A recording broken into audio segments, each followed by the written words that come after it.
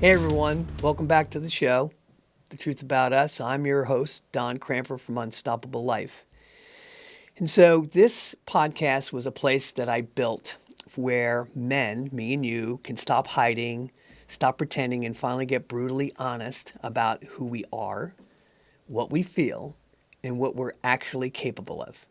And it requires some brutal honesty. And if this is your first time here, I'm really glad that you found this. And if you're a loyal listener and you're returning, thank you for coming back. And today's episode is really special. It has to do with veterans like me. And this particular episode is going to be for you. Because when I decided to join the Navy, I had certain fears about what I was going to do and who I was going to become and where I was going to go and end up and how dangerous it was going to be. And you know what happens? If we go to war, etc., we just go. And that had to be an inherited risk regardless of where you were, where you are, and when you were serving. And don't get me wrong, I was in the Navy, and the Navy military leaders did a great job in preparing us for just about every situation imaginable. However, for me and maybe for all of you who have served, there was another war that we undertook and flew under the radar, and the one that really nobody kind of teaches us about. And it doesn't happen overnight or overseas. And it's not an enemy you can actually see. And there's not a uniform you can wear to protect yourself. It all starts the moment the uniform comes off. And that's what we're going to talk about today. It's when the structure disappears, when our mission ends, when our brotherhood starts to scatter and not be present. And suddenly, there's a question that we ask ourselves. Who am I now? So today we're going to be talking about the struggle of discharge and transition from military to civilian life. But more importantly, what can we do something about it? What to do about it? Because awareness without action will keep us stuck. And if you're listening to this, my goal isn't to just be understood. It's to help us or help you move forward wherever you are right now. So why is transition hit us so hard? The military, didn't just train us and help us develop skills. It helped us build identity. Think about it. We were given structure and clear expectations and rules and regulations and responsibilities early on that really matter. And those missions were bigger than we were, and we understood. They were so big. But what we knew is what was required of us all the time. Even if we didn't know something, we were reminded very quickly, and we knew and felt like we belonged. So when service ends, the shock isn't the weakness and withdrawal. It's the meaning behind it. Think about it for a minute. For a long time, for some just a couple of years, and for some, like me, decades, we were so immersed and dedicated to living a life defending freedom. And all of a sudden, now we're required to learn and know how to obtain and live a life of freedom.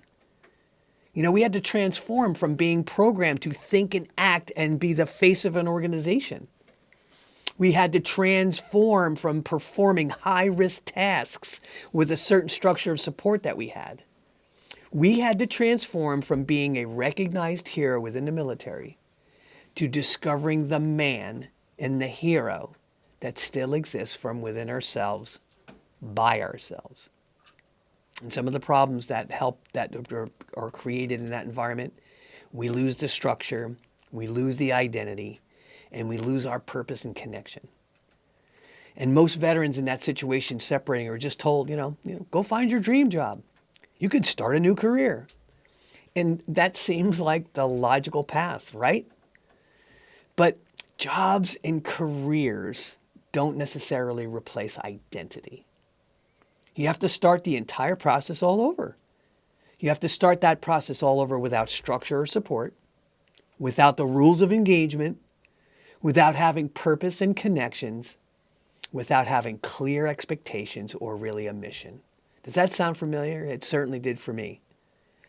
So maybe not for all of you, but this is what I experienced. So I'm going to share 5 steps I took that significantly helped me overcome that stigma of feeling left out and feeling left behind. The first step is you have to separate who you are from what you did. That doesn't mean we stop being leaders or we stop being protectors or we stop being men of integrity. You only stopped at doing it in one environment. So I'd like you to write this down, and I want you to seriously listen and write it down. Write this question out. Who was I before the military? Who did the military strengthen me into becoming? And who am I becoming now?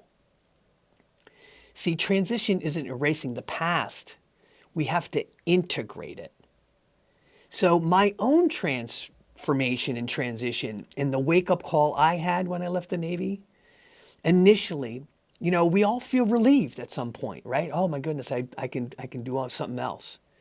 However, not long after that, I felt very disconnected. And for years, my decisions, remember, they were guided and standards were clear and accountability was built in. And all of a sudden, that freedom showed up. Woohoo! Yay! Celebration. No more haircuts. No more PT. But with that, people said, don't worry about it. You'll figure it out.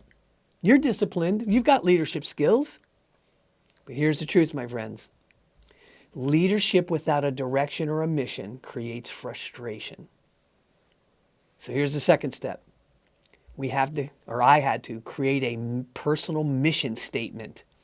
Not a corporate one and not fancy. And I had to answer this question. Who do I exist to serve now and why? And for me, that mission evolved into helping others navigate the same invisible battles that I faced. Identity and confidence and purpose. See, your mission doesn't have to be permanent, but it does have to be intentional. And so the civilian disconnection and the loss of meaning for me, right? And here's something many veterans struggle to admit. Civilian life can be empty. It can feel empty. Conversations will start to feel shallow. It's a different language. And urgency feels artificial because purpose is missing. Remember, we go from these high stakes, high risk, high speed, brotherhood, clear responsibilities and accountability to environments where no one understands our standards or our silence. So step 3 here, we have to stop expecting civilians to understand us. They will eventually, but initially they just won't. And that's not a flaw, it's just a reality, right? Instead, we have to find veteran presence and purpose. We have to find driven communities and seek environments where standards still matter. We have to build connections through shared values, not shared history, but some of that solves. And it fuels identity loss when we're in the midst of trying to battle that identity. Connection restores it. So silent struggles that nobody's seen, that I experienced, is transition doesn't always look like crisis, right? Sometimes it looks like overworking and emotional shutdowns. Sometimes we drink more than we used to. Sometimes we lose confidence quietly. Sometimes it comes by telling ourselves, God, others had it worse. I should be fine. And then we become a little silent. And I tell you, silence doesn't equal strength. So the fourth thing we have to do is we have to normalize asking for support without shame. Because this doesn't mean weakness. Asking for help without shame means leadership. And we can support each other through coaching and veterans groups and therapy and mentorship and honest conversations like this one. Remember, we didn't succeed in the military alone. We did nothing by ourselves. So why do we try to rebuild a new life the same way? Right? So rebuilding identity, not just a career. We're starting something over. And here's the shift that changed everything for me. It's not that I needed a new job first. What I needed was a new self-image. And my value was initially tied to my rank, but it can't be tied to rank, right? Our stuff was tied to responsibility and character and commitment. So I had to redefine success for this season of my life. So I asked myself this question: what does a meaningful day look like for me now? So ask yourself, what does that look like for you now? What kind of man do you want to be known as? What habits support that identity that you're creating now? And you know how will we do? We start small. Daily routines and physical discipline and mental training and purposeful reflection. Remember, structure creates stability, and stability rebuilds confidence. So I have this message to all the veterans that are still stuck. If you're there and you're in that right now, between space, hear this. You're not broken. You're not behind. You're not failing. You're recalibrating, and your service shaped you, but it does not limit you. You don't need to go backward, and you don't need to relive the past. You just need to reflect on some of those things that helped us to build what's moving forward. We want to move from surviving to becoming unstoppable. So these podcast topics exist to create the conversations we just don't have, or we don't have often enough. The truth about transition is we don't and can't do it alone. The truth about identity, the truth about becoming unstoppable, not by force, but by alignment. And we can do this with help.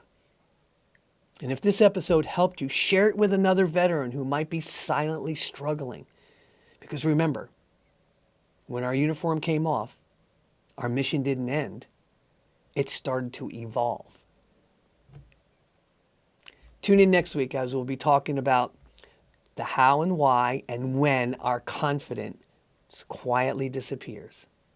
Not overnight and not dramatically, but slowly over the years. In an episode I call When the Confidence Quietly Disappears.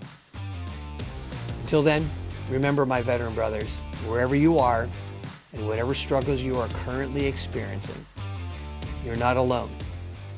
There's help, and you're certainly not broken. Ask for that help. Keep showing up every day and keep your faith and belief in yourself, because you are worth it. And this is the truth about it.